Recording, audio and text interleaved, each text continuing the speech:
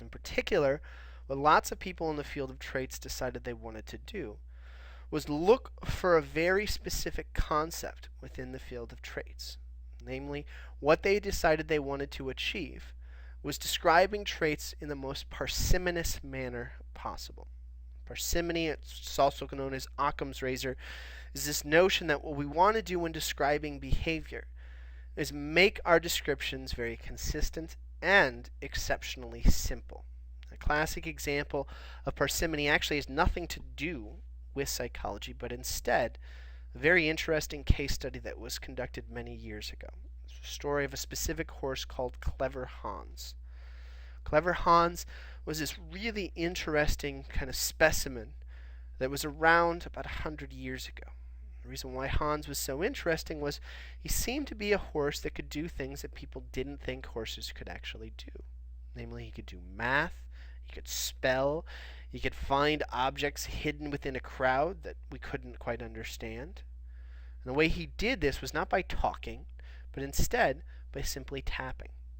So if somebody would ask Clever Hans what 3 plus 4 is, he would begin by tapping his right hoof, and he would tap it 7 times and then stop. When we looked at this particular behavior, people were really enamored with the idea that maybe Clever Hans was one of the most brilliant horses ever, because he could understand language and he could produce it in some form.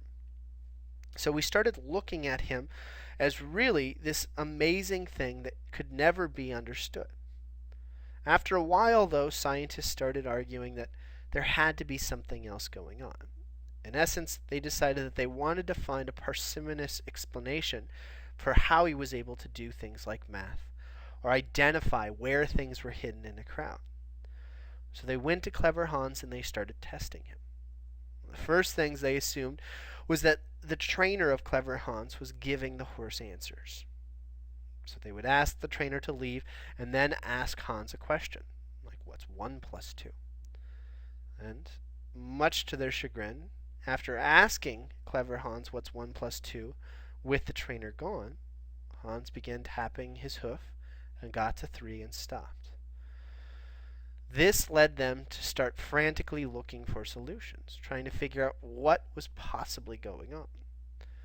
And after a couple of tests, they ran across something really interesting.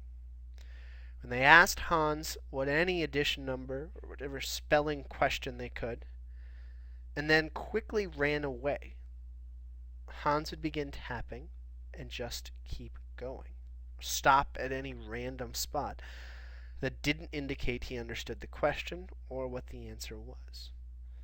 And this was really the aha moment for these researchers, because what they started realizing was that Clever Hans was indeed a very intelligent horse, but he wasn't actually doing math. He wasn't actually understanding questions.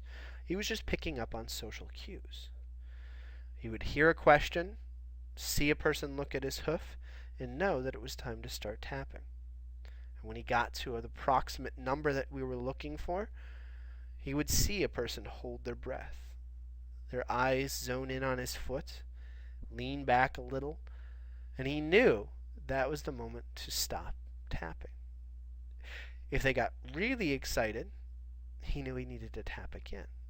But if they smiled, backed away, he knew that he'd answered correctly. This ability also was transformed to other things. So if a question was asked and people started looking around, he knew to wander the crowd. And when everybody was subtly looking at that one person that was hiding something, he knew that was the person he needed to go to. It doesn't mean that Clever Hans was not a very clever horse. But what it does mean is when we try to explain his behavior, coming up with a parsimonious explanation gives us a much clearer understanding of how he did it. And it also gives us a much simpler way to explain some of the amazing things that this horse was able to do. This idea of parsimony, this goal of simplifying this concept of traits, was exactly what many people in the field of personality decided to do. And to do it, they decided to be exceptionally scientific, even more scientific than Cattell had been in the beginning, in order to come up with a real coherent way of describing individuals. The way we did this was by starting off with one of the simplest mechanisms that we could actually use. In fact, Gordon Allport, whom we talked about earlier, was the person that got the ball rolling on this particular idea. When he worked with a particular man named Odbert, what they did was hire a bunch of research assistants to look through the entire English dictionary.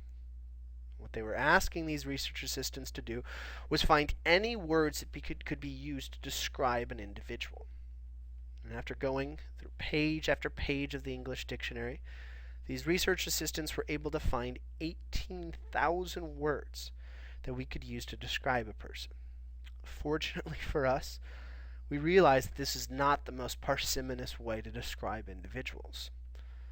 So what we did then was look for something very important in these words, namely how they overlapped. And Riemann Cattell, the man we just mentioned a few minutes ago, is the person to really spearhead this approach.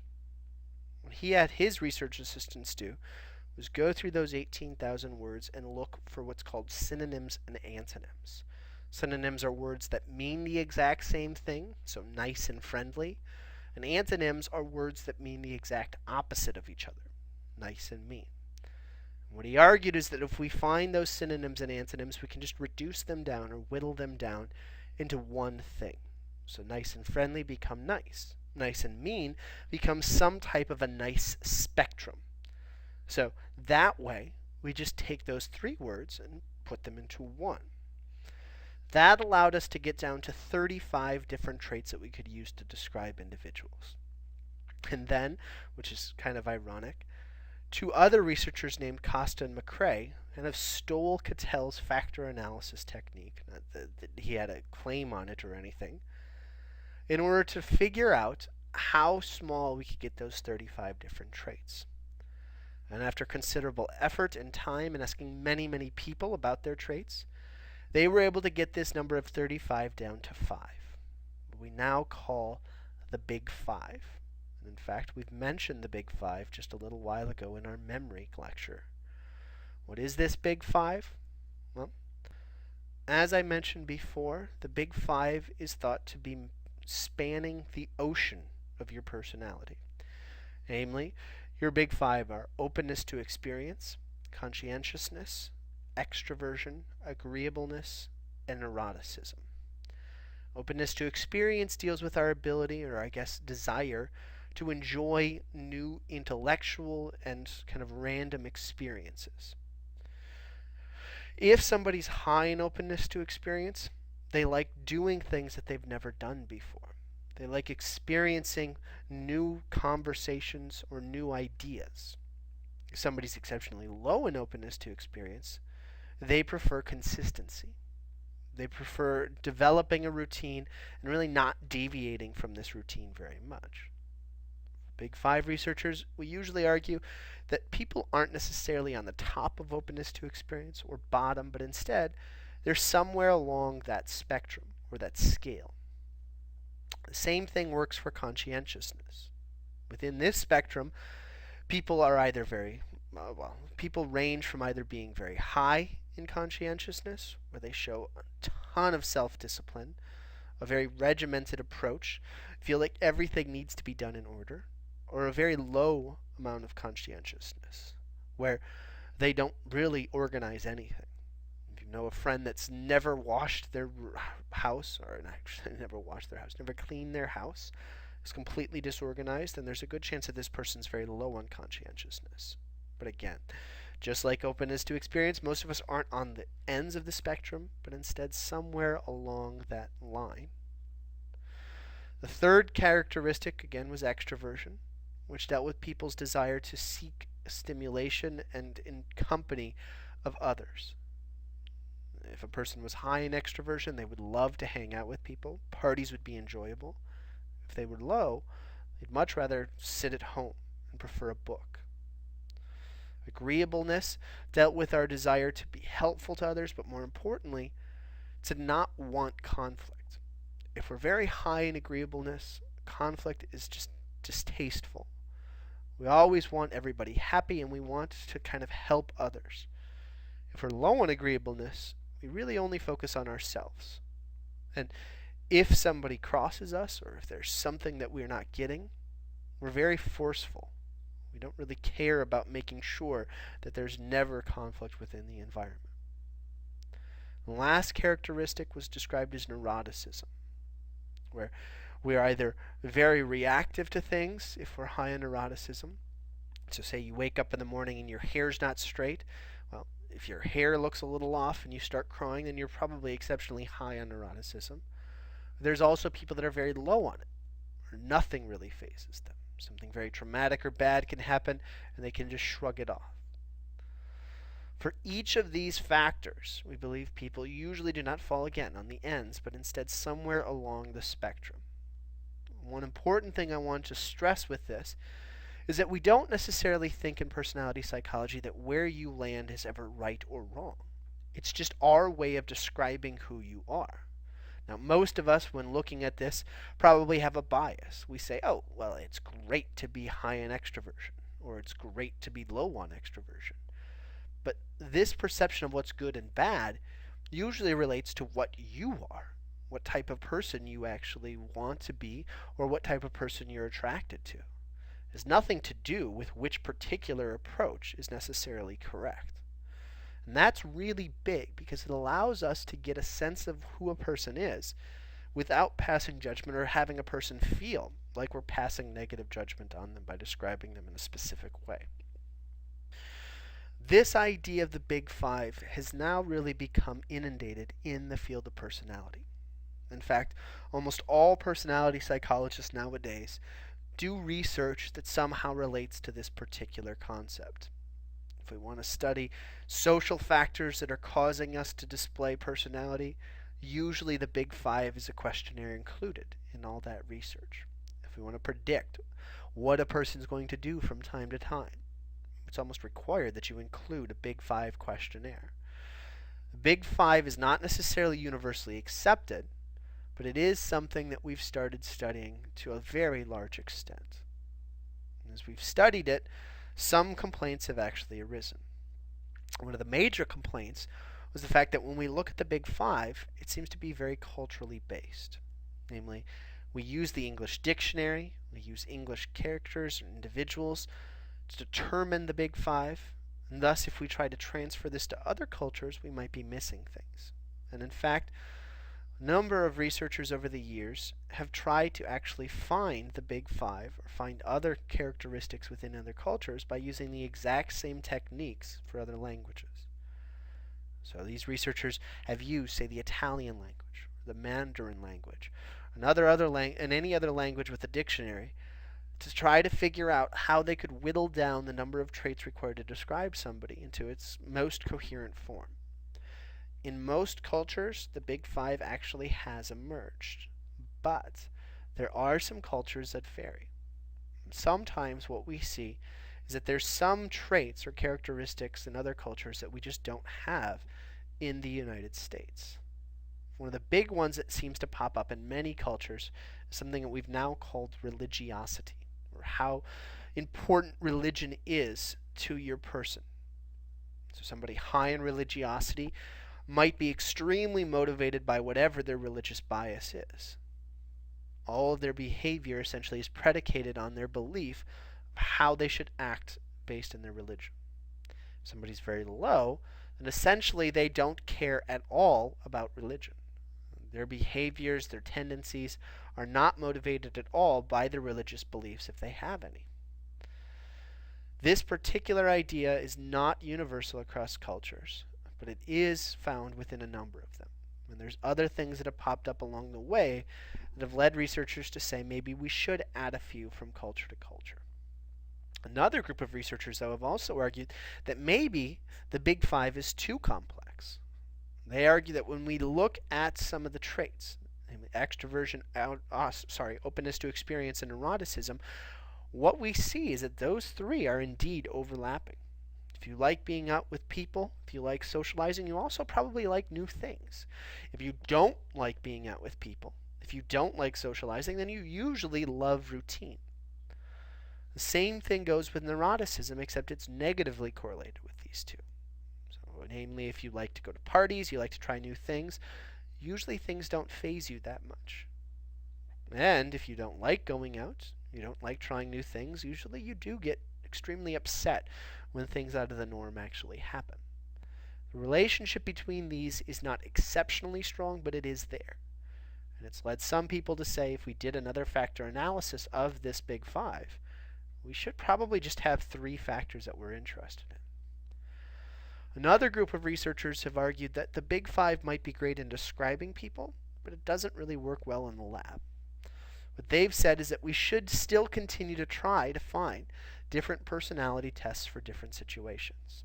Namely, they imply that if I'm in a workplace, or if I'm at home, or if I'm at school, the big five might not help me predict what I'm going to do or what somebody else is going to do very well. Instead, there might be a new personality test that we could come up with that could give us a much better predictive value. Say, if we go back to that glass being half full or half empty question. Maybe if I want to figure out how somebody can deal with bad news, there isn't a single factor on the big five that's nearly as good as just looking at somebody's reaction to a half full or empty glass. This idea is still something that's being grappled with today.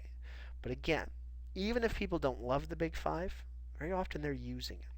One of the major ways they're using it nowadays is by applying it to other fields of psychology that we've talked about thus far. One of the major areas that we've started talking about with the big five is how it relates to development. And what we've seen in a number of studies is that indeed the big five can be easily entwined with some of the major ideas that we've talked about with development.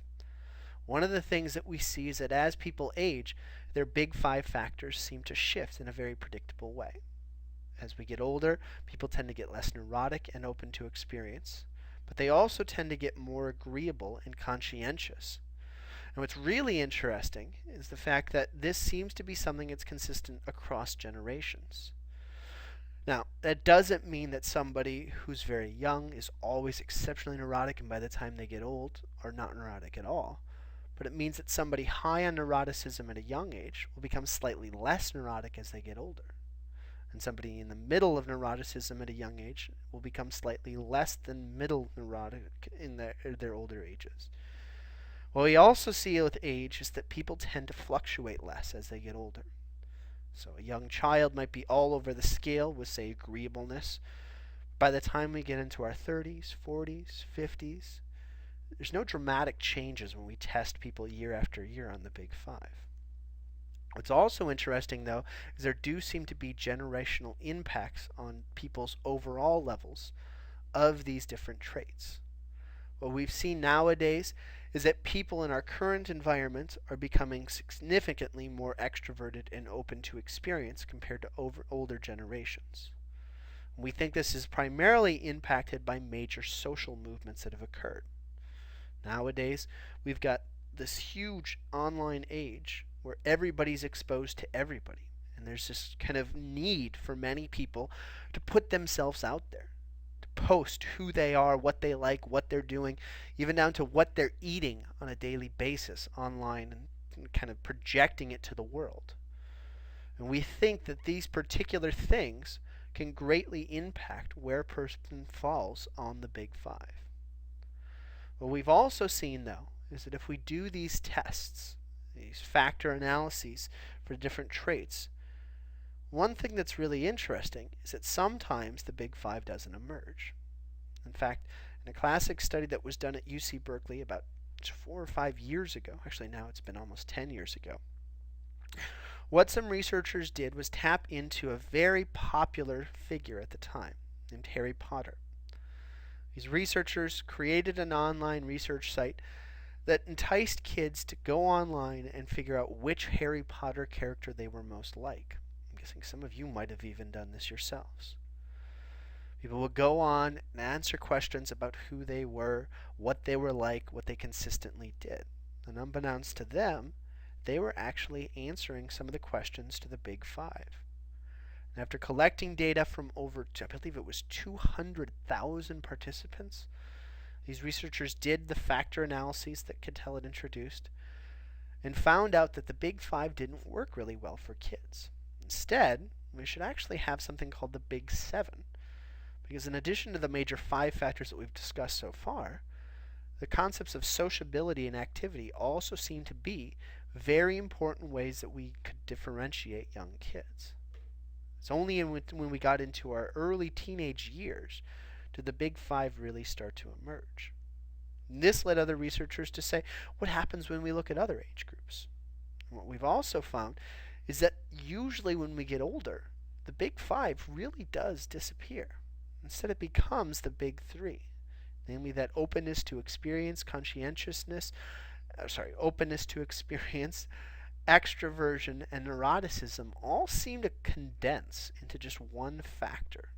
So they're related when we're younger, but they really just become one thing when we get into our later years.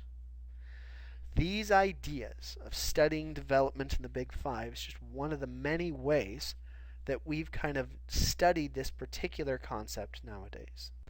Another thing that we've done is combine it with kind of the basic premise of, causation. So instead of just looking at the big 5 as describing people, what we've also done is kind of ask some of the early questions that Freud asked. Where is this personality coming from? And when we look at some of the major causes over the years, what we've seen is that one of the best predictors of traits are your genes. Namely, your genetic overlap with somebody can give me a very good sense of whether or not you're going to be high or low on specific traits. In twin studies, what we see is that identical twins, regardless of gender, have an extremely high overlap in a number of different traits. I believe, if I recall correctly, this picture you see to your right is looking at extroversion levels. And what we see is that identical and fraternal twins are very, very highly overlapped in these traits, regardless of the country that people are in. But identical twins are much more highly overlapped than fraternal twins, which gives us a huge indication that yes, environment matters, but genes are very, very important when talking about the big 5 characteristics that people display. Another thing that we've discovered is really, impactful when we talk about personality is the environment we're in. We often call this concept the learning approach, and argue that when we're looking at a person's personality, in addition to some of the experiences they have kind of shaping who they are, the prominent roles and kind of stereotypes or concepts attributed to them can also have a huge impact on what a person's like. If I look at your gender roles that you recognize, your race and some of the norms that you attribute to yourself, the groups that you're in and some of the standards of those groups, I can predict fairly well where you're going to lie on this spectrum of the big 5 just based on those characteristics. Now, this particular learning approach, though, was something that was difficult to detect originally because in some of the earlier studies when we asked people about themselves, we didn't see any real strong links between the gender, race, family traditions of an individual and the personality characteristics that they describe themselves as. And that's because lots of theorists now believe that when people describe themselves to others, what they're often doing is comparing themselves to their peers or similar individuals. So if you're from a group of students that's exceptionally, studious, they're spending many, many hours in the library, and you take a few days off, you might describe yourself to others as very lazy, even though you're still studying significantly more than most of your peers. So in self-descriptors, again, we don't usually see a ton of overlap between roles and kind of the traits that people ascribe to themselves. But when we change things up, instead of asking people about their roles, ask them about their behaviors, how consistently they do things, and compare the differences in behaviors, we see this learning approach emerge as a major factor in who we are. Namely, you might not think of yourself as a specific type of person because of your gender or your race or your group that you're a part of. But when we ask you to just describe your behaviors, those factors have a huge impact on some of the traits that sometimes emerge. This idea has led a lot of personality psychologists, when asking about the big 5, to focus more on the behaviors that people display and not the way they describe themselves. Because nowadays we believe that that's a much better predictor of what people are going to do. Instead of avoiding the biases that people have about what they should do, we can get at what they're going to do from time to time. Now, this is, again, just a brief snippet of the field of traits, a brief snippet of the field of personality. But what I'm hoping you've now been able to do is understand and appreciate how diverse this particular field is, and some of the major questions that we're asking. In the next part of class, we're going to be moving on to our very final topic. It's the area of abnormal psychology. And we have 2 lectures on abnormal psychology, so don't get flustered. There's 2 more to go. But if you can, make sure that you do the readings for these because they are very dense. And honestly, this is one of the more critical areas for people to focus on. I know lots of you were very interested in personality, in abnormal psychology when we started. And we want to make sure that when you're reading about this stuff, when you're kind of applying it to others, which I hope you won't do, but I'm kind of assuming you will, that you have a clear understanding of what psychologists who are really in the scientific world think of when they're talking about abnormal psych. Again, that marks the end of today. Good luck in your readings, and I'll see you all soon.